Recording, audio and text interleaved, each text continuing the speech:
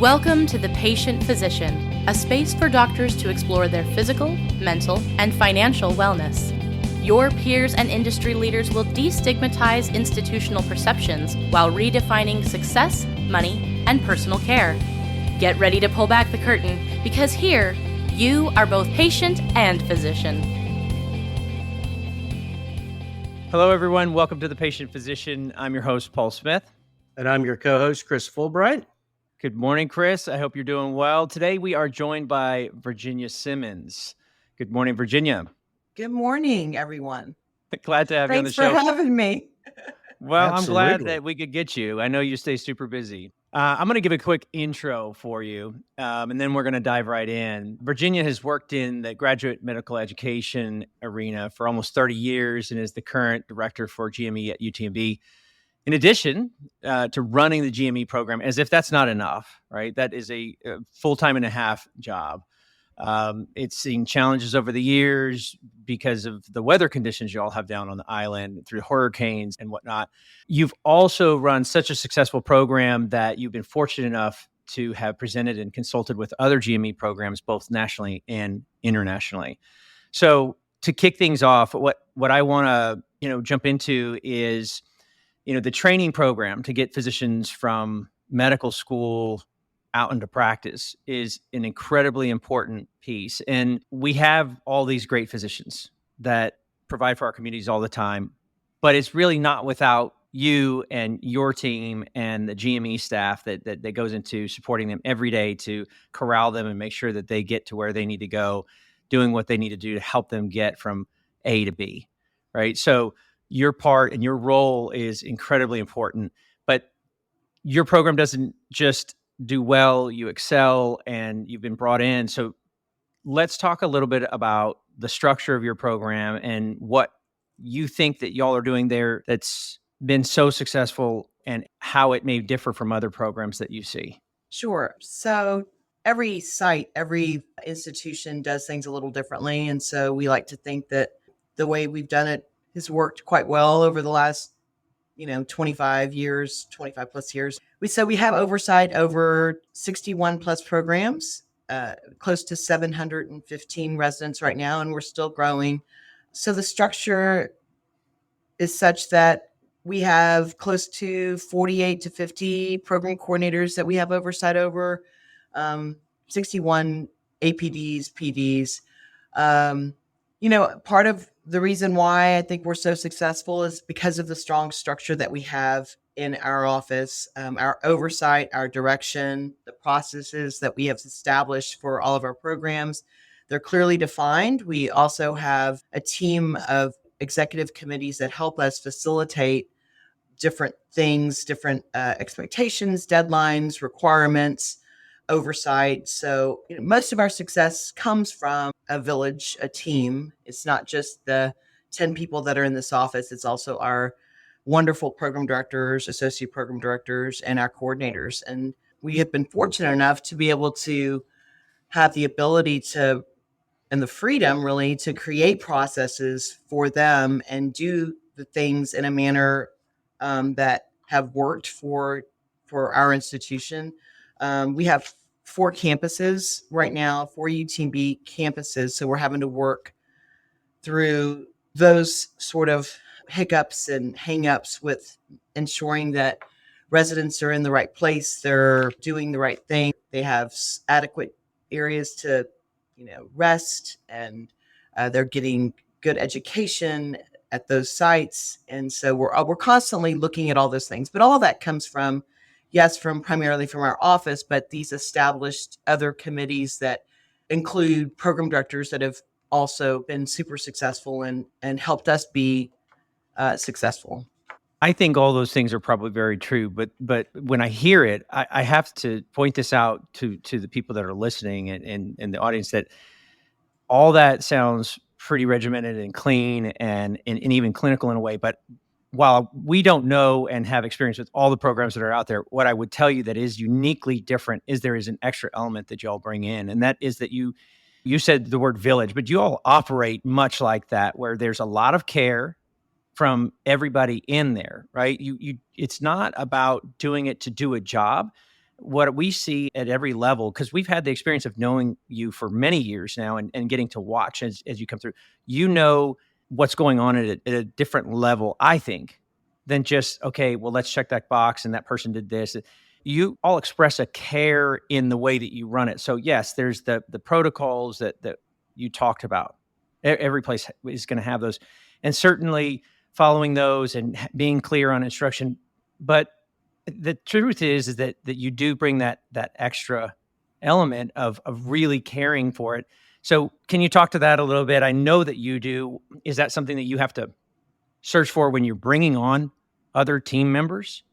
Because you have to do that, and you've had trouble hiring people to fill those roles.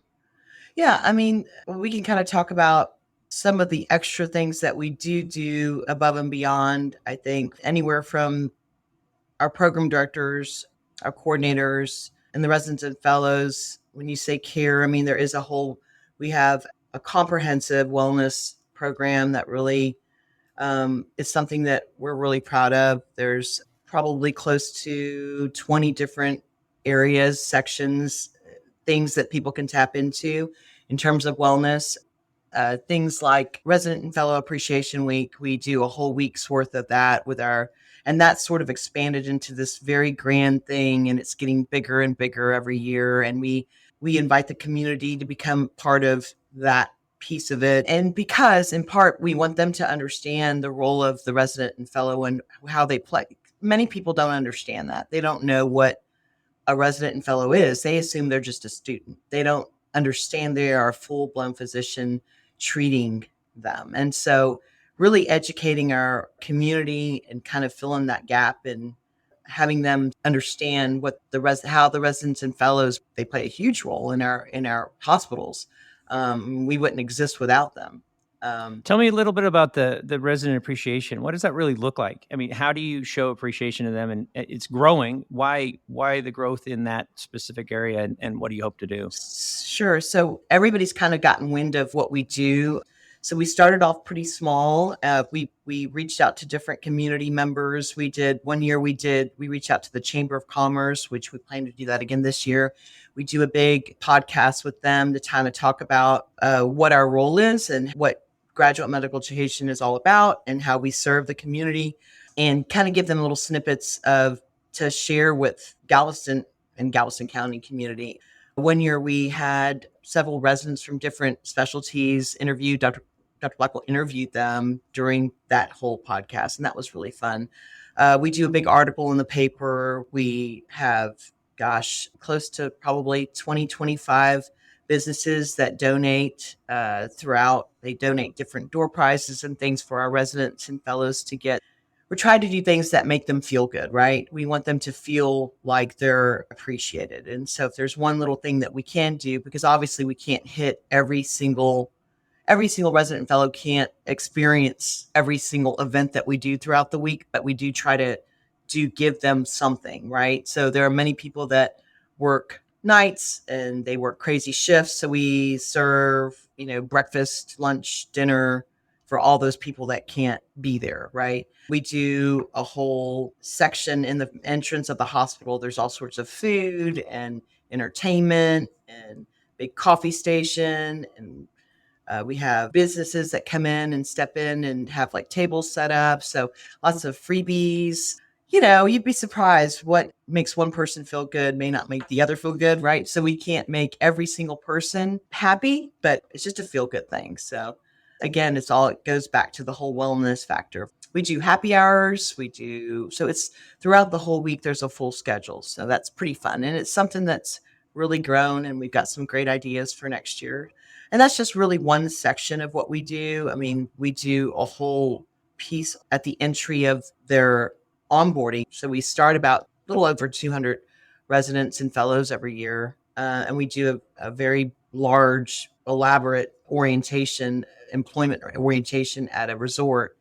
And we have something called a vendor expo that we've really expanded on. We started off with like 15, and now we're up to almost 45 vendors that come out every year, and we're getting bigger and bigger.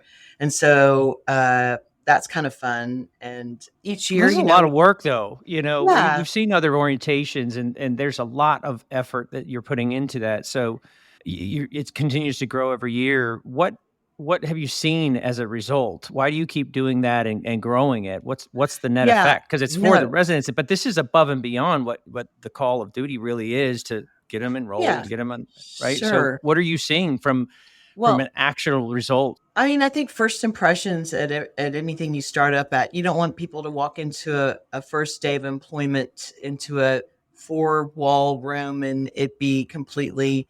These guys are entering into a training program that's going to be pretty tough. It's going to be long nights. They're exhausted. So, what are some things that we can share and provide to them? Services that are out there that they don't have to think about later on, like insurance or any kind of utility type vendors. We have apartment complexes, realtors, gym memberships, churches. We like to think that once they get there, they can knock out a few things so that they don't have to think about it once they start. And then there's also restaurants there. So it's just sort of quick snippet of what the island and the Galveston County community has to offer for them. And it's a welcoming, it's a feel good thing. It's a first impression, right? Usually we remember how we feel about that first moment we walk into a room of an experience, right? And so Mhm. at least that's what I believe. And so the outcome, which is really what is important, is really understanding, well, how did it make him feel, right? So we look at those numbers and in those evaluations, and those are always, it's super positive. Every experience, every vendor expo, every orientation has always been positive. The vendors were good, the food was good, physicians resources was really, really informative there. Providing them with those sort of resources at that moment has been huge. You can't put money on it. I mean, you couldn't. It's been invaluable to them. So, and it's part of wellness. And I know that a lot of different institutions, that is a primary mission, is the whole wellness piece. Well-being is huge for ACGME, and really not only for that, but just in all practicality for normal human. I think we all need to feel good about stuff, right? We all need to feel well in what we do. And if we can make their lives easier, especially in the world that they're going to be in the next 3 to 7 years, depending on what their training program is, they know it. Our residents and fellows know it. They know that GME is super supportive. Dr. Blackwell's number one mission and my mission is to make sure that they are well and they are successful in their outcome as a resident and fellow. They get the best training, and they're ready to go. And hopefully we can recruit them. They liked us so much that we can keep them on as faculty, right? That's our goal. We want them to stay here. This is their biggest interview. And if you think about it, they're interviewing with us for the next 3 to 5 years so that we can then recruit them. So what do we want for them to have a great experience? And so I'm going back to the vendor expo being one thing. It could be one of the first things that they remember, right? When they step foot here, is that, wow, they treated us well from the very beginning. You brought up a word earlier, it's community. And as Paul mentioned, we get the privilege of seeing multiple orientations. But there's a couple things that I see that y'all do differently that your leadership team does from the stage, where you talk about wellness, you talk about the stress, you talk about communicating and having people out there to go visit with. And the other part, Virginia, that I see that is different from the ones that I've seen is y'all incorporate the spouses and significant others in a Right. major portion rather than, hey, be here in the afternoon. We'll talk about benefits, make sure you sign off and everything. One of the strengths that I've seen, whether it be from y'all building a floor in the community to be able to say lactation rooms or a place to go to relax, Sure. something very specific, incorporating those spouses and having them feel connected into your community goes to, I think, what you're saying of recruiting them onto campus. Oh, Is right. that something you've been strategic about to say, hey, this is an important part where you want to have them be Absolutely. involved for a longer portion of the day? Yeah, because, remember those spouses, a lot of them aren't, most of these people have never stepped foot on Galveston Island or Galveston in this, on this outside here. So they don't have any friends. They don't have anyone that, they're it's just the two of them or the two of them and their young infants. So we do a lot of different things for the spouses. We have something called a UTMB Returns organization, which is a spouse organization that we fund, that UTMB funds. The medical staff committee has been gracious enough to always fund this group and has funded them for many, many years. And it gives them the funds to do different events. They work closely with our office and along with our chief resident committee and our HOA committee to do different events to create relationships with the community, with spouses that are, from all different specialties. And so that's been really, really successful as well. Right. And some of the spouses of the residents work here at UTMB, and some stay home. Some are teachers. They're in a different career. Some have small infants. And so we try to hit on every little piece of, what is the world like, right? So they're new here, but they don't have a daycare. So there's resources for that. Yeah, to answer your question, yes, the returns piece and creating a whole section at orientation, and the returns are present there. Our organization's there too. So we're able to get them connected, the spouses that come to orientation. Then I think having the spouses there has been pretty successful. It used to be just for the benefits piece, but we're like, why not add them into that whole, component? They can enjoy and visit those vendors as well. And so it's been pretty good. Yeah, that's great. The extra effort that you're putting into the small pieces, this is where I wanted to go with it. It's not just following the protocols. This is way outside, creating the feel good from the minute they get there, but then not just for them. Right. You're extending it past that to the families, and it's the recognition that to have this completion of this rigorous training program and to have them as present as they can be when they're training, when they're with their patients, you got to take some of that stuff off their plate.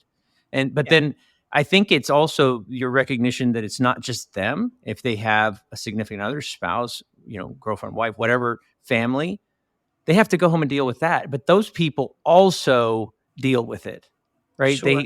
So it's creating a support group for them to help their spouse get through their training. So how much time do you all spend with them? I hear you say funding, but that's just to keep it going. What things are they doing to connect with each other, and have you seen positive come out of that? Yeah, no, they do all sorts of different events. Like, for example, they're doing a big, beach cleanup. They do several beach cleanups. They do different holiday, depending on what the season is. They have these different holiday parties or happy hours or Mardi Gras parties. So we help host. They help co-host several different events for us, but when I say host, I end up funding it, but they're just helping us host it. So we do a Welcome to the Island event, which is really successful. We do a UTMB. Once the match hits, we do an event for all the locals, all the UTMB folks that matched into our program. We do a big happy hour event for that. The list kind of goes on and on. One of the things that I think that I can tell you that our mission, our goal is, and the difference, I think, is that for us in the very beginning, when we start, like you said, Dr. Blackwell's there, I'm there at orientation, we're involved, engaged, and we try to meet and interact with every single resident and fellow. And that's kind of hard to do. Some people could say, how are you going to know or have a personal relationship with all 700 and plus residents and fellows? And that could be difficult. But in the end, I can tell you that every single one of our residents and fellows know that they're truly supported by us, that we're very engaged. They know that they can come to us. They have my cell phone number. They have Dr. Blackwell's cell phone number. They know from the beginning that we're here for them and we are present and we are engaging. And every event that we do, it's hard to do, but I can tell you our residents fellows know that we're there. They can call us for anything. The whole wellness factor, they know they appreciate everything that we do for them in terms of what we provide. And they know that we're big on health and fitness. And so that's a big thing that we do a whole incentive. We pay for a portion of their gym membership, even when there's a scenario where it's not so good. We're probably one of the few people that we have to do a wellness check on a resident, and for an unfortunate circumstance, Dr. Blackwell and I will always be at that doorstep. And you have your dean of graduate medical education showing up on your doorstep because we want to make sure you're okay. That's what we do. And I can tell you some stories, but we're not going to get into that. Well, that's what I was going to say, is that you said that they feel supported and that you're there for them, but you really are. And I don't know if you can share anything, but there's a fantastic story that you shared with me that if you want to get into it, I'd love for people to hear it, but it's really the effort that goes way beyond because of the connectivity to the individual, the person. And the whole purpose of this show is to share stories that are good, bad, ugly, whatever it may be, but also to destigmatize, like, well, where is the line and where is the humanity in helping somebody through something. Right. If you can, I'd love for our audience to hear something like that. If you can't, I certainly understand it, but I think that you've been there in a way, and you shared that story. Sure. That you were so passionate about, that gets you up after, you said, almost 30 years to continue to do this. Look, people can do their job, and then people can just be human, right? And so go above and beyond. And so what we try to yes, there's a process for if a situation, unfortunately, and I think it's everywhere, but specifically the people that we have oversight over and that we obviously care about, the residents and fellows, when there are unfortunate circumstances where we have to deal with people that may or may not be impaired, whether it's impairment or some sort of mental impairment due to whatever. I've done it way more than I need to, where I've walked and sat for hours and had to get them. And there's been different scenarios of getting them tested or getting them assessed and evaluated. There's no question that it's some of it's sad, some of it, the outcome's really good, but I can't think of which one that you're talking about, but I know that we've done a couple of them. Some of them end up in the ER, others end up in our clinic, but there's been some pretty sad scenarios that we've had to deal with. And Dr. Blackwell and the goal is to always make sure that these people are okay, but we want to get them back to, their biggest fear when they're in a scenario like that, if they're getting drug tested or tested, period, is, am I going to lose my job? Right? No, they're not going to lose. You're not going to lose your job. There's an opportunity to fix this.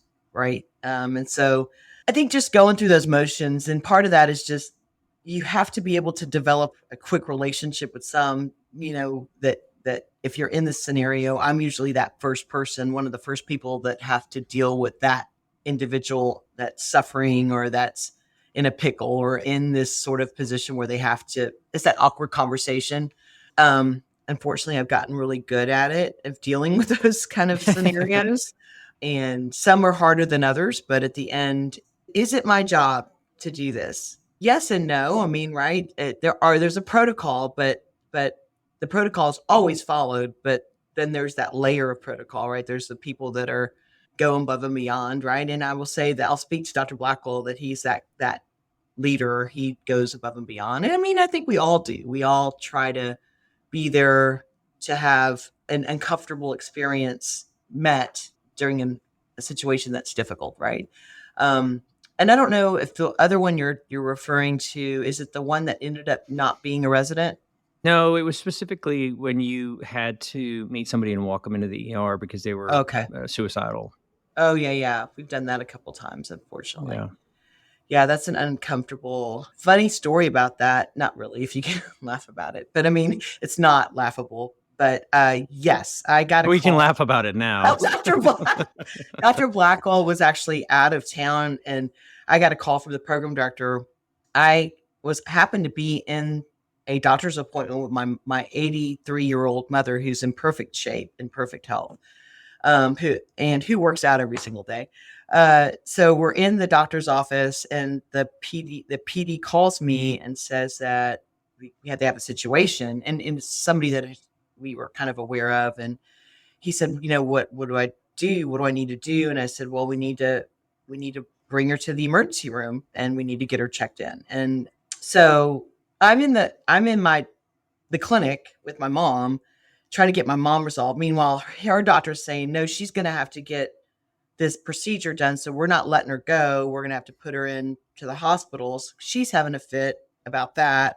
And I'm dealing with the program director and her, and Dr. Blackwell's calling me because I've got to make him aware of what's going on. So it was kind of like a juggling act. Long story short, my mother's doctor said, okay, we need to bring her into the ER to get her checked in, because that was the only route we could take in order to get this done quickly.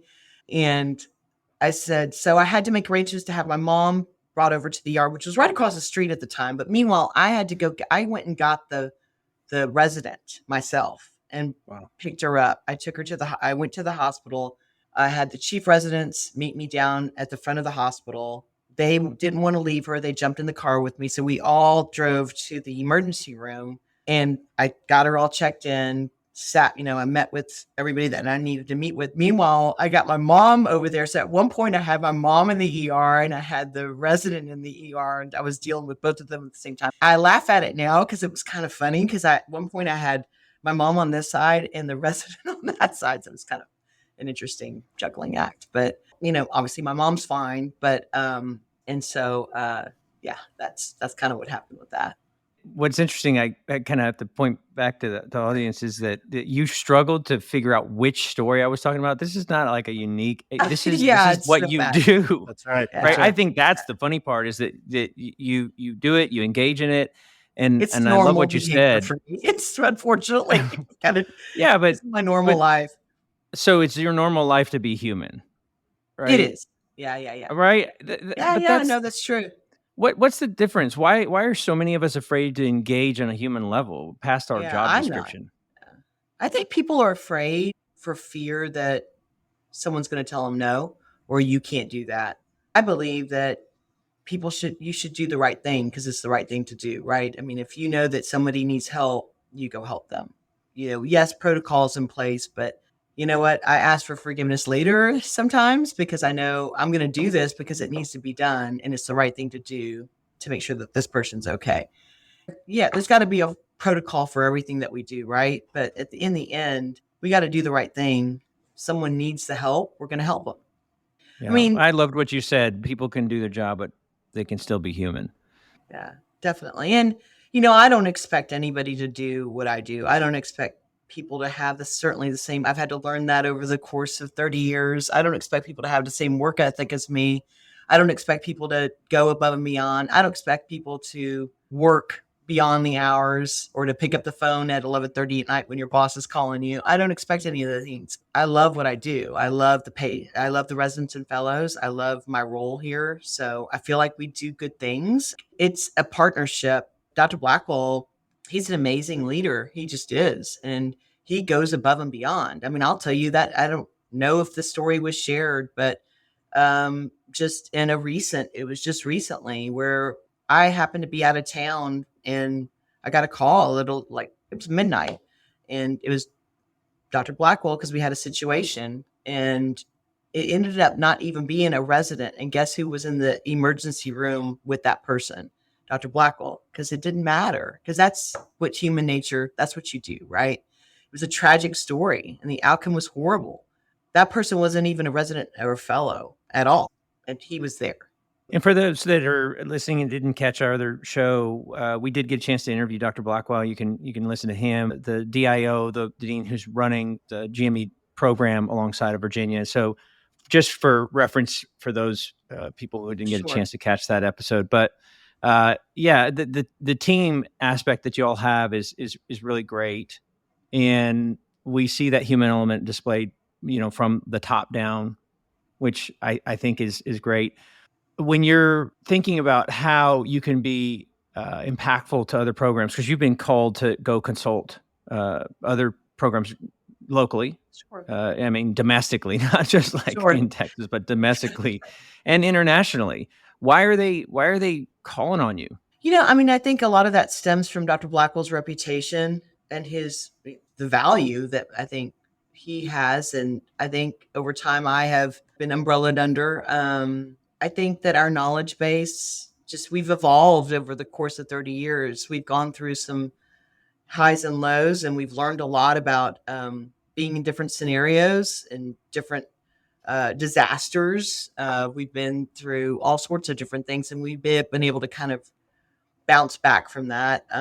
There are many people out there that have done what we have done. Not that Dr. Blackwell's reputation is any better than anyone else's. I think it's just knowing, and the people that know us. It's just word of mouth, and so we've done a lot. He's done some things with the ACGME as a liaison for the ACGME, and then we've kind of branched out and done things in Qatar and Abu Dhabi, and it's been fun. It's been a fun ride. We've done Japan, and they've all, moved on to get international accreditation. So it's been good. Those that are listening and maybe in a training program or affiliated with that, can we put your contact information in the show notes so that Sure. Would you be able to visit with them if they wanted to reach out after? Sure. Happy to. So Virginia, you've described this community, this well-being.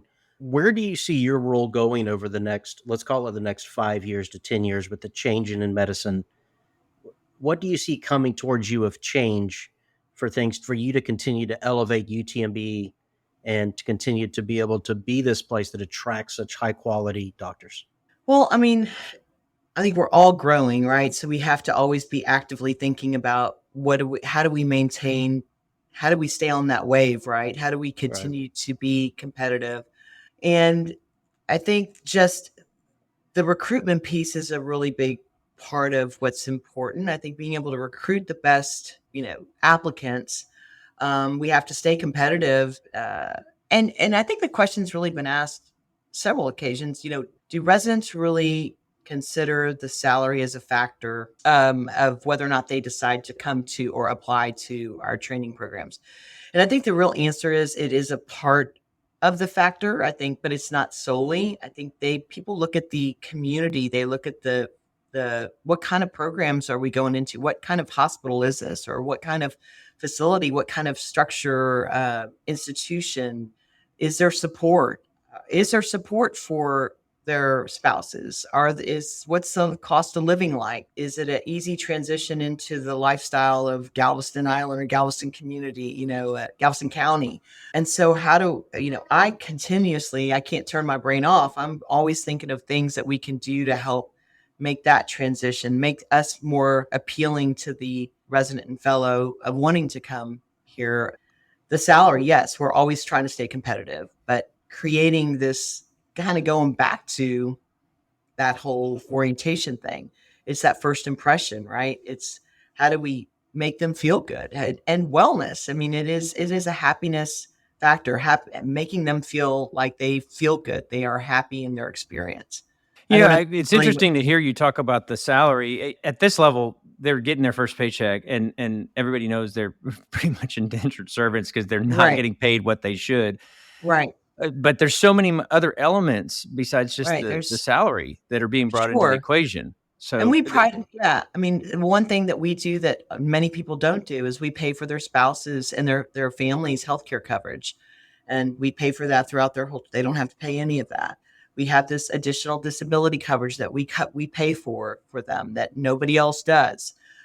We do supplemental pay for their gym memberships. We do parking.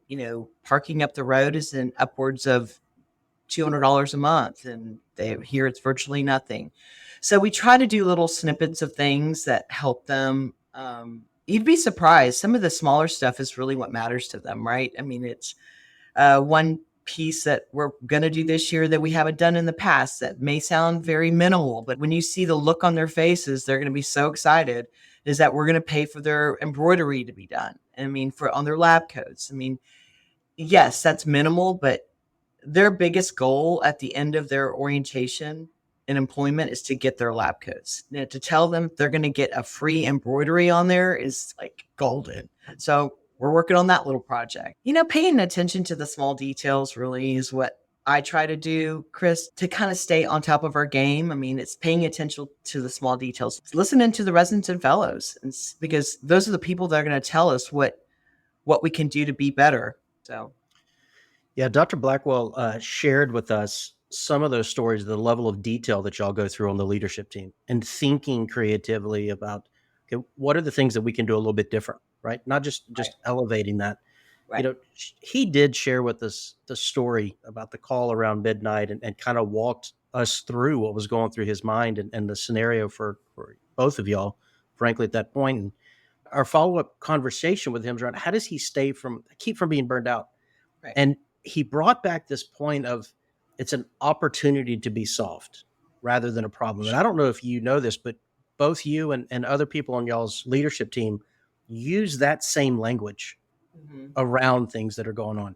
And that would lead me to my question for you is you've described so many things that you do. How do you keep from being burned out? How do you manage your stress level and the well-being for yourself in a role that's just frankly pulled in so many different directions? Sure. There's a couple of different things that I do, but one thing I will say about those experiences is, it is an opportunity. It's an opportunity, if I can help someone, that doesn't burn me out. I don't get stressed over the scenario. Is it uncomfortable?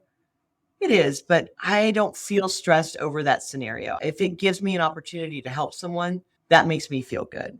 I mean, to serve is really I think people need to do it more. I think that's one of the benefits of finding your own happiness and being able to be able to manage your life is giving back to a community or being able to help someone else is a part of it's a part of helping out with your own burnout. If you know that you at the end of the day that you've done something good for someone or tried to at least, that's part of it. Another big facet of my life is being well myself, right? So I physically do something every single day. I work out or I do some sort of fitness every day. And I do that not because of my physical activity, not because of the way I want to look.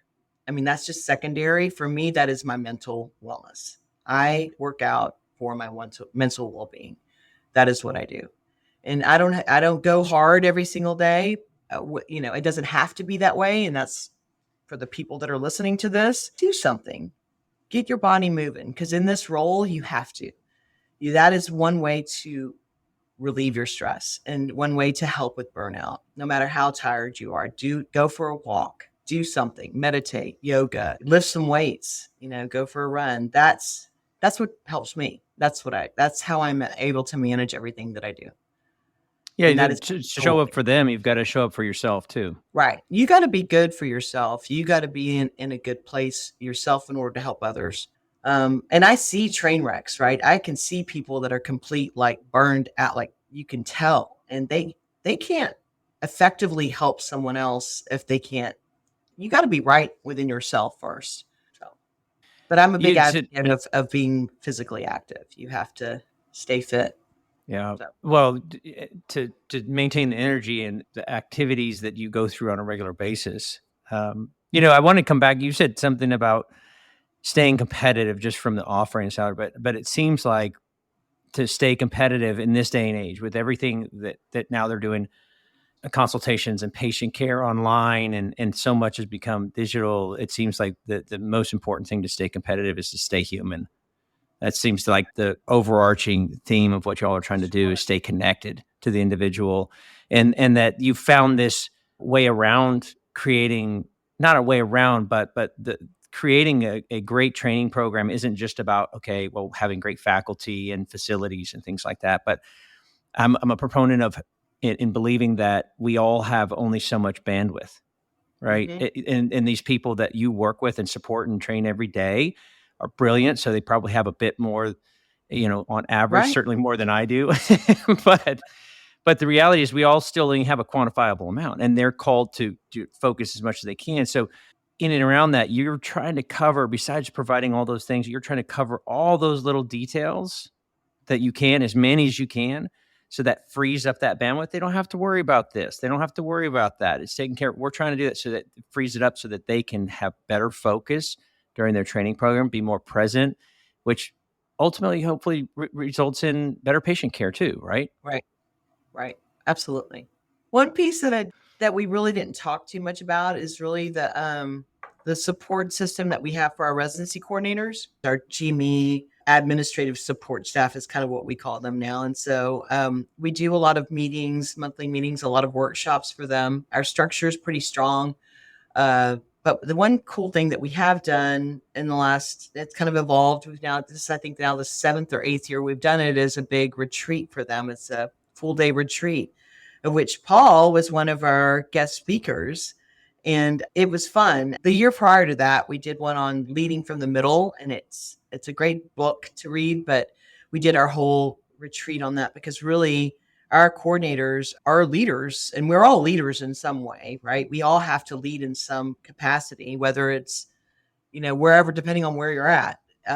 We spend a full day with them, and we kind of go over the finances, give them an overview of how GME is financially structured. And then we kind of do some self-development with them. And that was one of them that we did that I really loved. It was one of my favorite ones, leading from the middle. And then the other one, that was last year, and years prior, we've done some other ones, but that's the book that I probably still listen to, leading from the middle. And then Pass the Baton, which is one really cool thing that we did that came up because Paul and I had a conversation, and it kind of just, we took and ran with it. So teaching them about different team efforts and things that they can do to be it is, like I said, going back, it takes a village, but our retreats are something that I'm super proud of. And that's gotten to be a little bit more elaborate. Every year we try to top it off each year. So I don't know if we'll be able to do it next year, but one other little is that thing because I did my presentation? Is that you just don't feel like you're going to be able to do any better?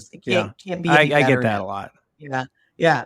And so we do one thing that we kind of, with the whole, I don't even like to say the C word, COVID, but that kind of threw everything off a little bit. But we were doing a lot of office retreats too. So this year, even for our staff, right? Because we got to remember, talking about the whole burnout thing, for me, I've got to remember that my staff, they have a pretty big responsibility too, and I've got to be thoughtful to that. And so that is something that we're working on. And so we're doing a big retreat for them. We only have 8 people here, so it'll be a full day retreat. And my little theme is, I've gotten them this book, which is a great book that you guys should listen to, called The Happiness Equation. It's a great book, and it's something that Paul probably needs more than anyone in this podcast. But thank you. I'm kidding. Probably Actually, true. I'm reading it. I'm listening to it because I'm not a big reader. I'm a listener, and I'm reading it the second time. I liked it so much. Thank you very so much for your time. Yeah. It's good to catch up with you. And for those that are listening that are in the training program, we encourage you to reach out to Virginia. There's a lot that they're doing. If you want to reach out and ask some questions about that, I would tell you, hands down, this is a great source. I love hearing about all the different angles that you're trying to consider. And again, I just have to come back to that one piece, wrote it down, that you're staying competitive by staying human. So thank you for your time, Virginia. We enjoyed catching up with you, and see you soon. All right. Thank you, Virginia. Bye.